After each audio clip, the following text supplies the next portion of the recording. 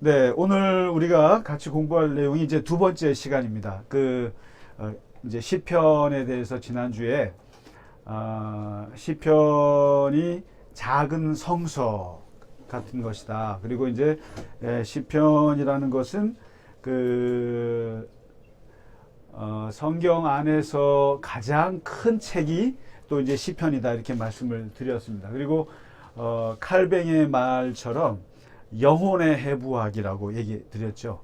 그러니까 모든 인간의 감정에 영혼이 담고 있는 감정들을 다 정직하게 드러낸 것이 이제 시편인데 그 시편이 여러 가지 그 장르가 있어요. 장르가 있는데 대표적으로 이제 이렇게 말할 수 있습니다. 일단은 잠언서를 공부하시고 전도서를 보셨을 때 거기 보면 이게 지혜잖아요. 지혜고 잠언, 전도서, 욥기, 시편 이것을 시가서라고도 하고 그러니까 시와 노래라는 거죠. 그 다음에 성문서라고도 하고 지혜서라고도 하거든요. 그래서 이제 시편 150편이 이 장르별로 보면 지혜시가 있어요. 지혜시가 있고요. 이제 또 탄원 이게 참 많습니다. 탄원시가 탄원에 대한 그 다음에 이제 신뢰시가 있어요. 하나님을 믿고 간구하고 하는 이런 시. 그리고 또 감사시가 있고요. 그리고 노골적으로 찬양시가 있어요. 찬양시가 있고 그리고 이제 또 보면은 뭐 성전에 들어갈 때 부르는 노래도 있고 그 성전에 들어갈 때 뭐 이제 성전 입장시라고도 하죠. 성전 입장시 같은 것도 있고 그리고 이제 뭐 왕의 그런 이제 제왕시도 있고 뭐 이제 있습니다. 근데 크게 말하면은 이런 것들이 있는데 그 중에 이제 우리가 첫 시간에 오늘 공부할 내용이 이제 이 지혜 시편이에요. 지혜 시편. 그러니까 교훈을 담고 있는 그리고 어떤 그 삶의 진리에 대해서 이렇게 담고 있는 그러니까 이 시편들은 전부 다 뭐뭐 하나이다 이런 것보다는 의인은 이러하고 악인은 이러하다. 완전 교훈이에요. 이런 식의 시편들이에요. 그래서 이제 오늘 오늘과 다음 주 혹시 그 다음 주까지 될지 모르겠습니다만은 이 지혜 시편에 대해서 교훈에 대해서 담고 있는 시편들이 있는데 1편, 19편, 또 37편, 뭐 49편 한번 적어 보십시오. 그다음에 73편, 뭐 112편, 또 119편. 이 119편은 제일 긴 거죠. 128편, 그리고 133편, 뭐 이런 건데 요 시들을 이렇게 집중적으로 이렇게 보면 이제 우리가 다는 못해요. 다는 못하는데 시간이 어떻게 될지 모르겠어요. 우리 한 3, 40분 정도 시간 동안에 한 3편 정도 보면 많이 볼까 싶은데요.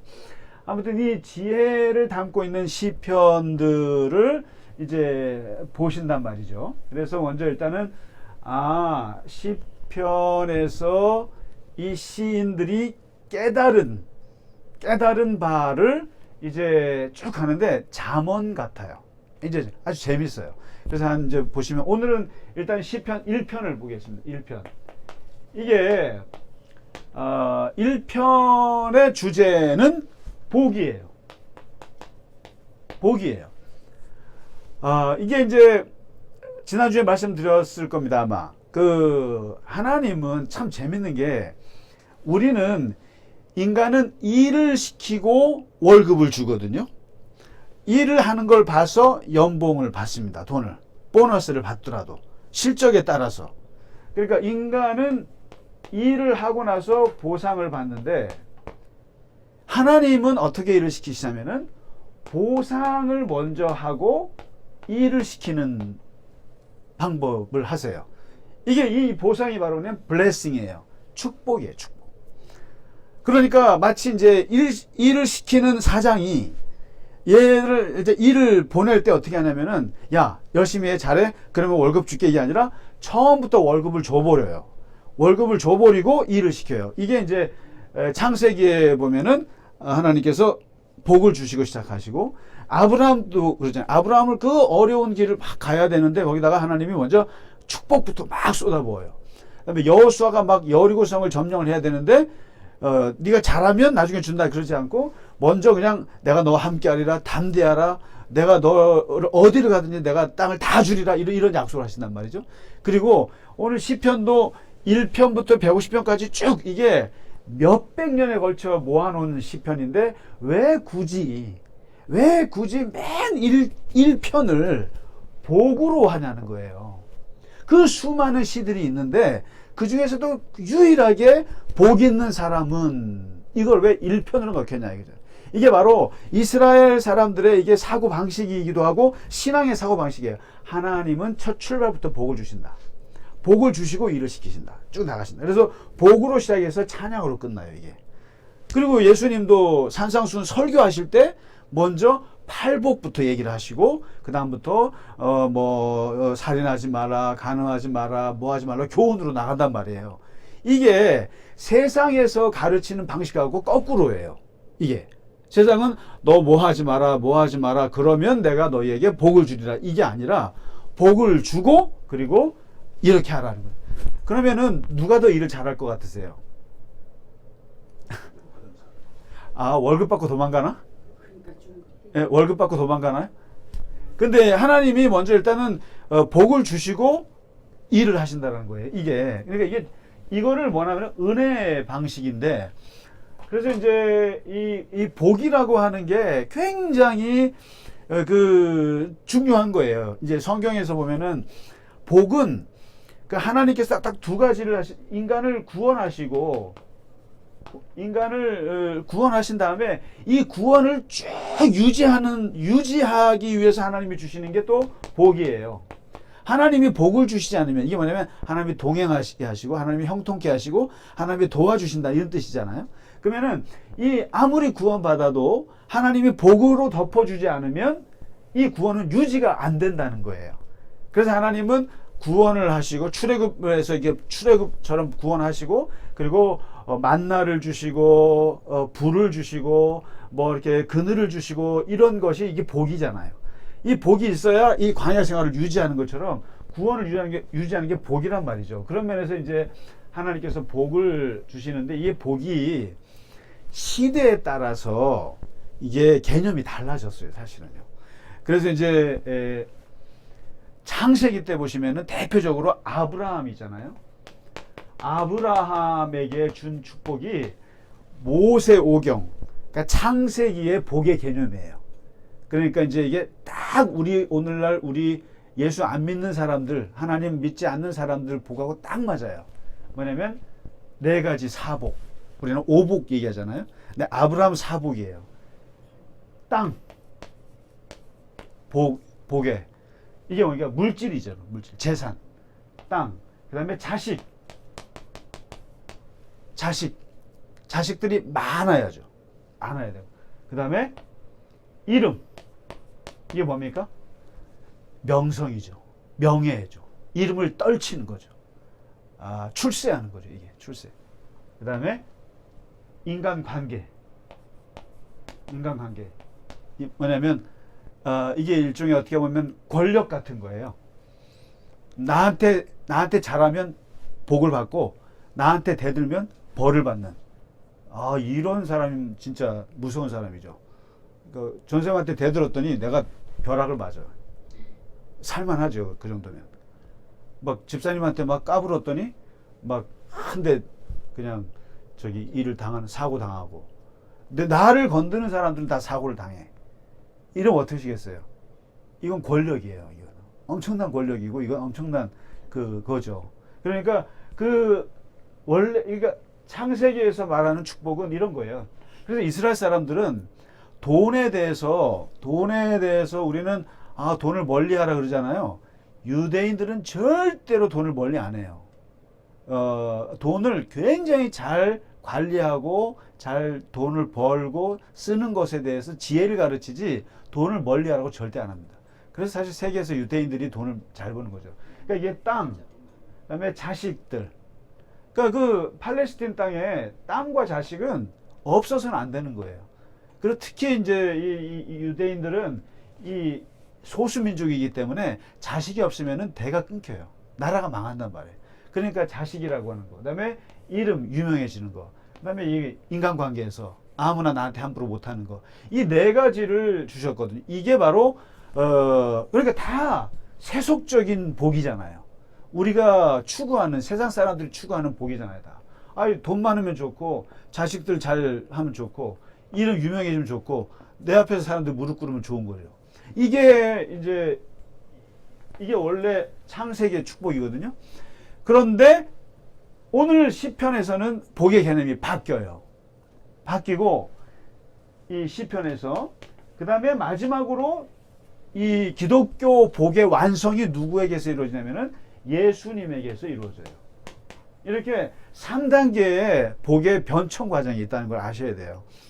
그래서 우리는 기복 신앙이다 그러면은 무조건 그 기복하면은 아브라함에게 준 복만 생각해요. 그런데 진짜 기독교의 복은 오늘 시편을 거쳐서 예수님의 팔복이 완성이에요. 마음이 가난하다, 애통하는 자, 그다음에 온유한 자, 긍휼한 자, 완전히 내면의 복이거든. 내면의 이런 성품이 복이라고 얘기했기 때문에 기독교 기복하면은 이거죠. 그러니까 이제 오늘 이 아브라함에서 예수님에게로 넘어가기 중간 단계로 이 시편에서 말하는 복의 개념을 보게 되는 거죠. 오늘 보면은 재밌어요. 복 있는 사람은 그 시편 1편 있으시죠?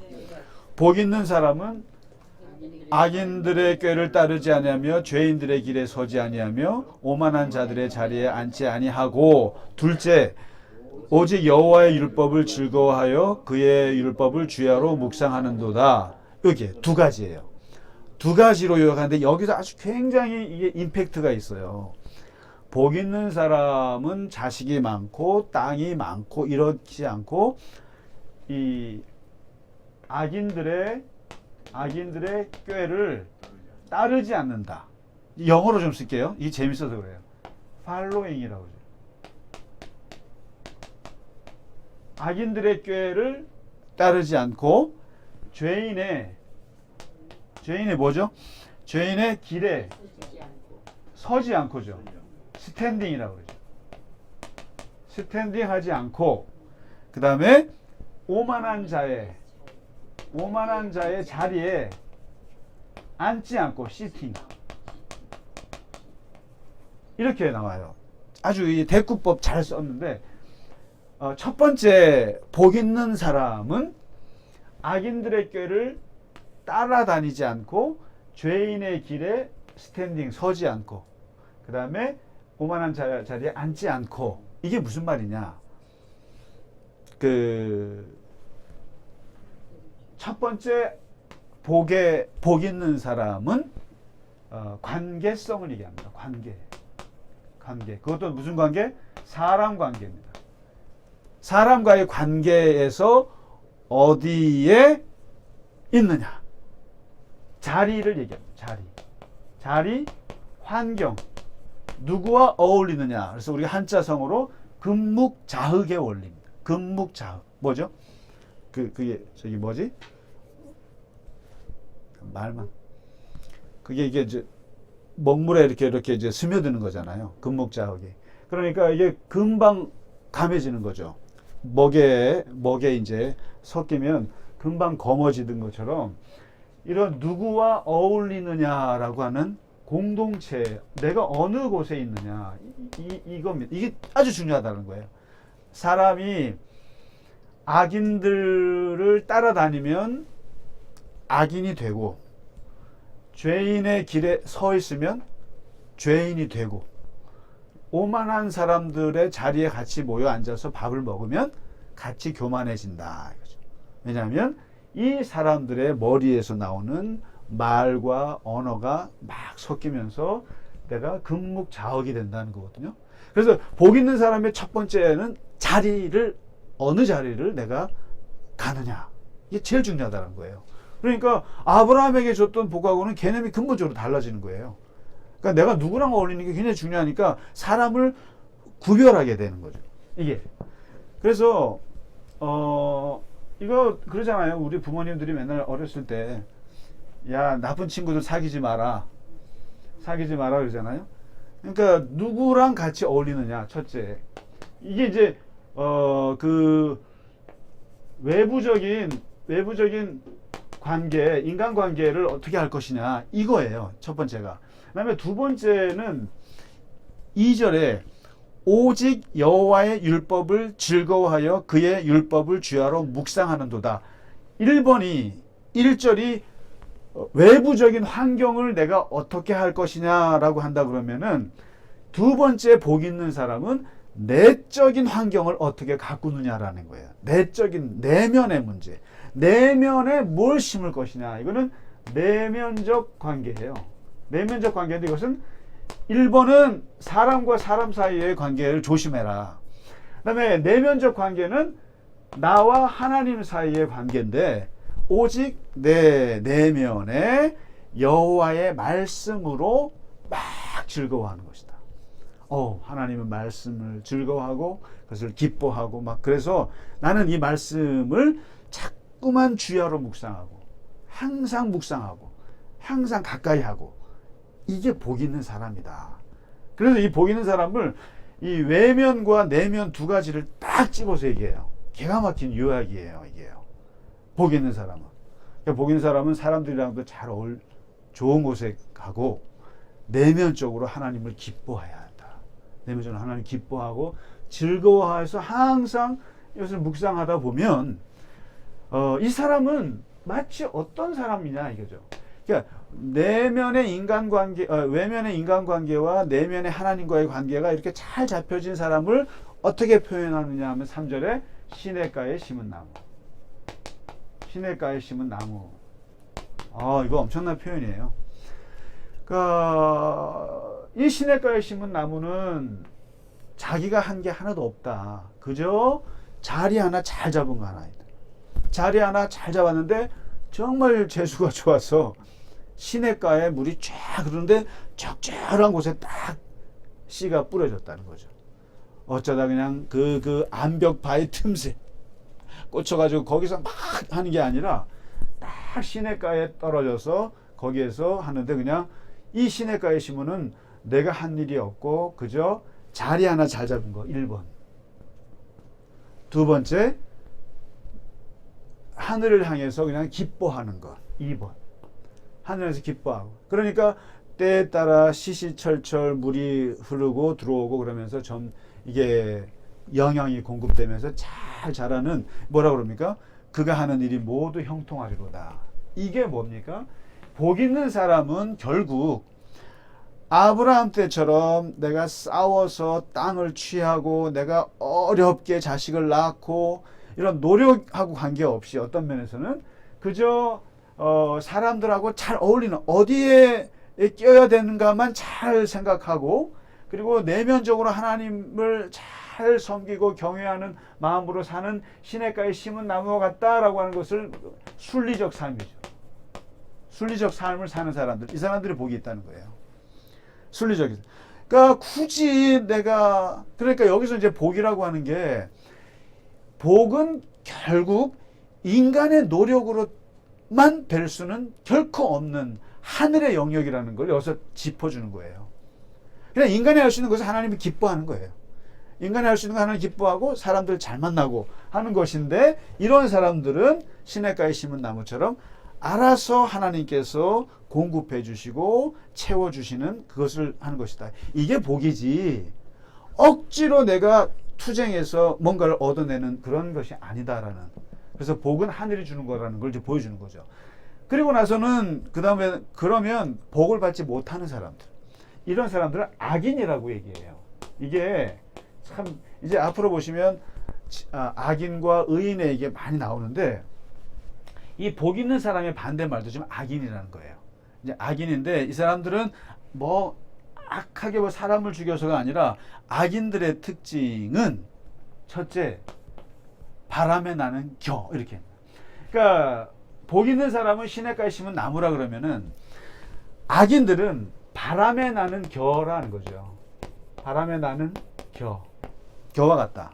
이거는 항상 언제 날아갈지 모르는 불안정한 심리 상태, 불안정한 삶의 상태, 그리고 이랬다 저랬다, 그리고 친구 따라 강남 가고 제비 따라 어디 가죠?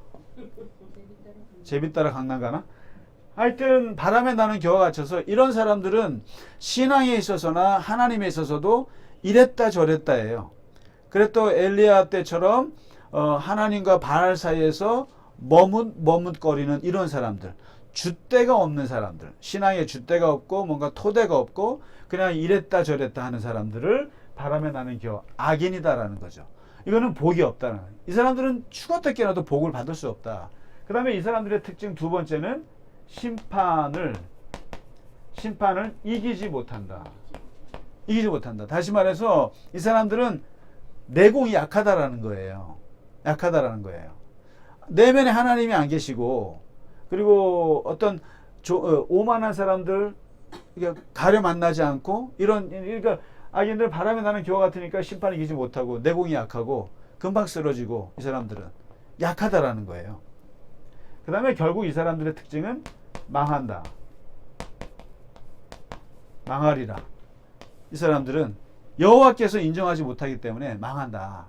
이렇게 이 시편 1편이 이렇게 구성이 되는 겁니다. 그러니까 복 있는 사람은 누구냐 하면서 이제 1절과 2절에 그러니까 시냇가에 심은 나무같이 하나님 앞에서 꿋꿋하게, 그래서 한 번 하나님 믿으면 영원히 믿는, 그러니까 악인하고 반대죠.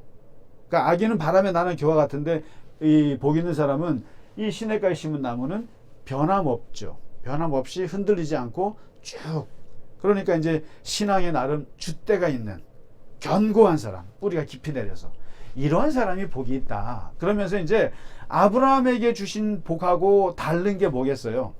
하나님 앞에 깊이 뿌리 박은 사람이 복이 있다라는 뜻이에요. 결론적으로는 하나님의 말씀에, 하나님의 그 신앙에 깊이 뿌리 박혀서 흔들리지 않고 이런 사람들만이 하나님의 복이 있다.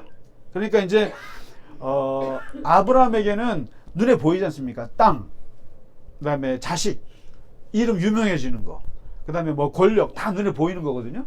근데 여기서는 그게 아니라 마음의 자세, 마음의 자세, 누구랑 어울리느냐, 하나님을 마음에 얼마나 깊이 두느냐, 이거를 가지고 얘기하는 거예요.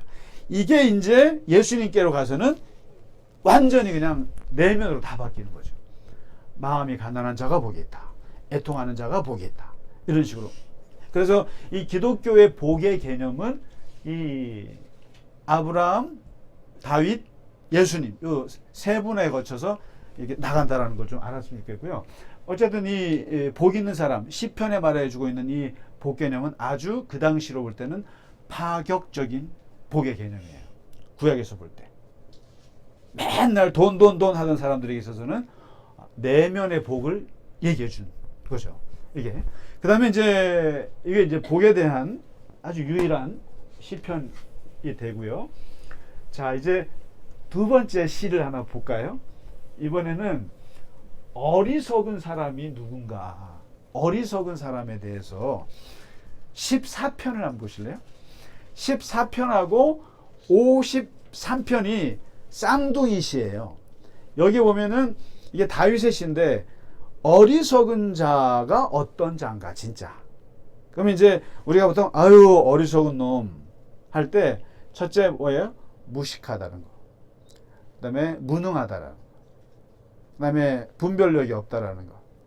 그래서 미련하다라는 뜻이잖아요. 근데 성경에서 말하는 미련함은 뭐냐, 이 시편에서 말하는 미련함, 진짜 어리석은 사람은 누구냐를 얘기해 주는데 이게 우리의 생각과 다른 얘기를 해요. 그게 한번 보실까요? 14편 14편만 보시면 어리석은 자는 이렇게 나와요. 이게 지금 지혜 시편이라고 했잖아요. 어리석은 자는 그의 마음에 이르기를 하나님이 없다 하는도다. 그들은 부패하고 그 행실이 가증하니 선을 행하는 자가 없도다. 그래서 쭉 시가 나오잖아요. 이거를 참 다 쭉 읽어야 할지 어떻게 될지 모르겠는데 다 읽을 수는 없고 그냥 한번 다 읽어 오셨죠? 그러니까 제가 이 자리에서 다 읽을 수는 없고 그 어리석은 자는 어떤 자인가? 그러니까 성경에서 말하는 시편에서 말하는 어리석은 자는 어떤 자인가? 그래서 이제 어리석은 자는 하면서 그런 사람들의 특징을 쭉쭉쭉 얘기를 해줘요. 이게 이제 지혜 시편이니까. 첫째는 어리석은 자는 이게 파격적인 말이죠. 하나님이 없다 하는 자. 무신주의자예요. 하나님이 없다 하는 자다. 이게 제일 어리석은 자다. 우리는 머리 나쁜 사람 어리석고 분별 없는 사람 어리석다 그러는데 성경에서 말하는 어리석은 자는 하나님이 없다고 하는 사람처럼 어리석은 게 없다 이거죠. 어떻게 하나님이 없다 말할 수 있는가? 근데 이게 그렇습니다. 이게 하나님께서 인간을 창조한 우리 기독교는 인간의 이 원래의 근원을 어떻게 생각하냐면은 하나님의 영과 인간 흙덩어리가 만나서 된 존재가 인간이라고 성경은 가르치거든요. 그러니까 인간은 육체적인 존재인과 동시에 영적인 존재. 그래서 인간 안에는 하나님의 신성이 들어가 있어요. 그래서 이 인간의 머릿속에는 하나님을 감지할 수 있는 영적 센서가 있다라는 거예요, 이게. 그러니까 아무리 나 하나님 안 믿어라고 하는 사람도 영성이라는 게 있어요, 영성. 지성이 있고 감성이 있고 있는 것처럼 영성이라는 게 인간에게는 하나님이 이게 칩을 꽂아 놓으셨다라는 거예요, 칩을. 아담에게 이게 칩을 꽂아 놔가지고 이게 감각이 있는데 잠시 아담이 타락하면서 인간의 그 영성, 그 감각이 약간 망가진 거거든요. 그래서 우리가 영적 기형아라고 그래요, 이게. 타락 상태를. 그런데 그래도 하나님께서는 은총을 베푸셔서 이게 살아있어요. 그래서 아무리 뭐라 그래도 예수 안 믿는 사람도 물에 빠져 죽을 때 막 급하게 나가면 아이고 하나님 그런단 말이죠. 오 마이 갓. 근데 이게 본능적이에요. 왜냐하면 인간에게는 자기를 원래 창조케 한 그 근원을 찾게 돼 있어요, 인간에는. 우리가 부모님을 우리의 인생의 고향으로 생각하잖아요. 그래서 부모님이 두 분 다 돌아가시면 이제 막 허탈하죠. 아, 내가 이제 고아가 됐구나, 내가. 이런 거, 왜냐하면 부모님은 내 생명의 근원이니까. 그런데 그보다 더 근원적인 하나님에 대해서 인간에겐 감각이 있어요. 그런데 이 어리석은 사람이 바로 이거예요. 하나님이 없다라고 생각한다는 거예요. 하나님이 없다라고 하는 건 이건 진짜로 미련한 거예요. 아주 미련한 거라는 거예요. 무신주의자, 무신론주의자. 그러니까 이거는 그 다음에 이제 이렇게 하나님이 없다라고 판단하면 이런 어리석은 사람들은 그 다음부터 쭉 행동이 나오는데 부패, 마음이 부패하죠. 그 다음에 행악주의, 아무거나 막 하는. 그러니까 삶의 근원적인 기준이 없다 보니까 뭐 부패하고 이거는 당연한 거죠. 하나님의 이 영이 하나님이 살아계셔, 하나님이 계셔라고 하는 것이 딱 우리를 붙잡고 있어야 되거든요. 그래야 죄하고도 그렇고 어떤 사람이 부패하지 않고 뭔가 이게 이 긴장감이 있으면서 살아가는 건데 하나님이 없어 풀어버리면 그때부터는 완전히 마음대로 쾌락이 방만 바로 부패 행악이 나오죠. 그리고 어리석은 자는 하나님이 없다고 하기 때문에 다 치우쳐서 더러운 자가 되고 편향. 그러니까 사람이 균형이 있어야 되는데 좌우 균형이 있어야 되는데 항상 어느 한쪽으로만 치우친다라는 거예요. 항상 어느 한쪽으로 치우치고 사람을 편을 들어다 한쪽 편만 들고 그리고 무슨 뭐 이런 거 있잖아요. 뭐 정치적인 것도 보면 항상 세상에 제일 문제가 되는 게 극우 극좌예요. 항상 극이 문제예요. 편향. 좌우가 어느 정도 이렇게 균형이 되는 게 이게 하나님. 그래서 하나님께서는 절대로 좌우로 치우치지 마라거든요. 좌우로 치우치지 마라. 말씀을 좌우로 치우치지 마라. 이게 정치도 마찬가지예요. 좌우로 치우치지 마라. 그러니까 항상 건강한 나라들 보면은 10년마다 정권을 다 바꿔줘요. 바꿔야 돼요. 한 정권이 만일에 20년, 30년 가보세요. 못 살아요, 그거는. 안 돼요. 그러니까 이게 이 어리석은 자가 그냥 한쪽으로만 가는 거야. 한쪽으로만 그냥 편향하고 있다는 거죠. 그 다음에 네 번째 보면은 이러한 사람들이 나라의 지도자가 돼서 백성을 탄압한다. 어리석은 자가 누구냐? 하나님이 없다 하는도다. 그리고 부패하고 행악하고 그냥 다 치우쳐서 더러운 자가 되고, 그리고 백성을 탄압하는데, 그러나 하나님은 재밌어요. 이런 어리석은 자 앞에서 하나님은 어떻게 하시느냐 하는데, 하나님은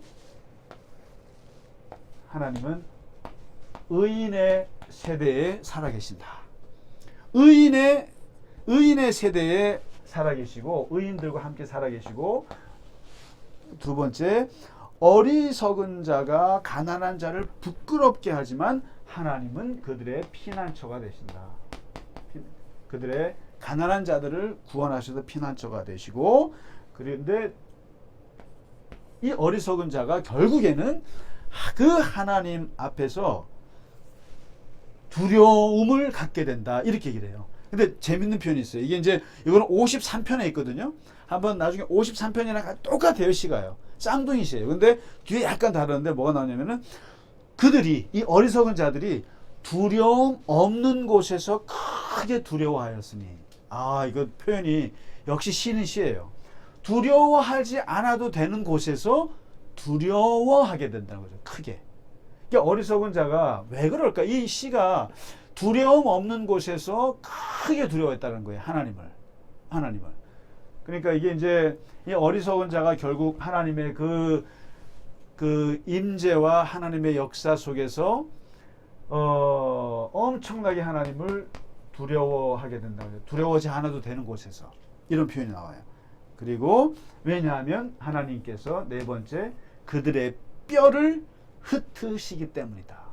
그들의 뼈를 흩어버리셨다. 그래서 결국에 이제 이 시편에서는 그걸 얘기합니다. 그러니까 어리석은 자가 누구냐? 하나님이 없다 하는 자다.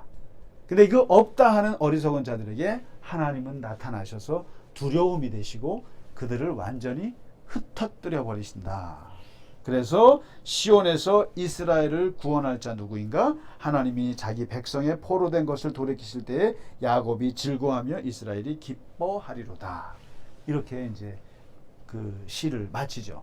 그래서 오늘 14편과 53편은 어리석은 자가 누구냐? 근본적으로 하나님이 없다고 부정하는 자가 어리석은 자다. 이게 이제 이런 지혜를 얘기합니다. 자, 오늘은 2편 정도밖에 못 나가겠네요. 예. 그래서 다음 주에는 이제 지혜 시편 19편 하고요. 19편도 아주 굉장한 시예요. 이게 아주 C.S. 루이스가 영국의 그 영문학 교수죠. 그분이 시편 가운데 가장 위대한 시라고 극찬한 시예요. 이게 이제 문학가가 봤을 때도 제가 봐도 되게 아름다워요.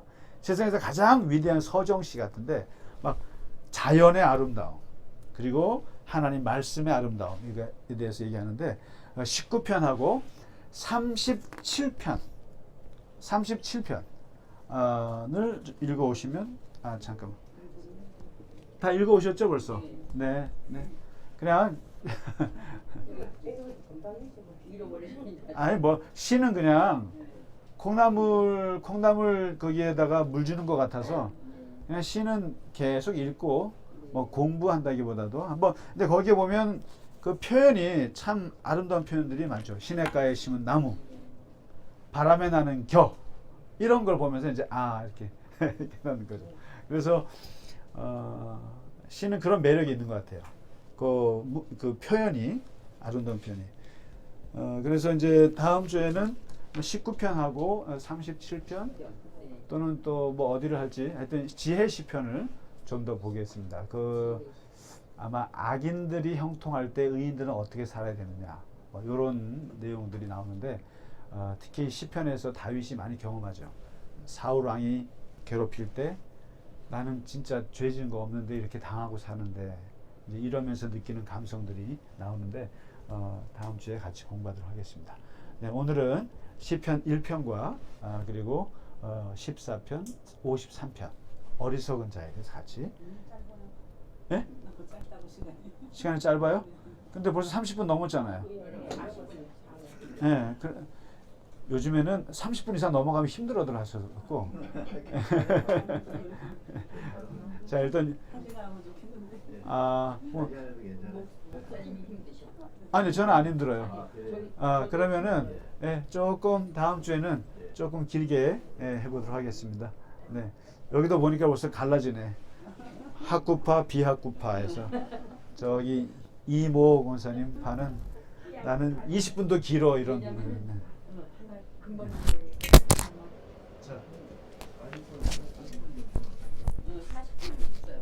네, 자 일단은 오늘은 세 편만 같이 했습니다.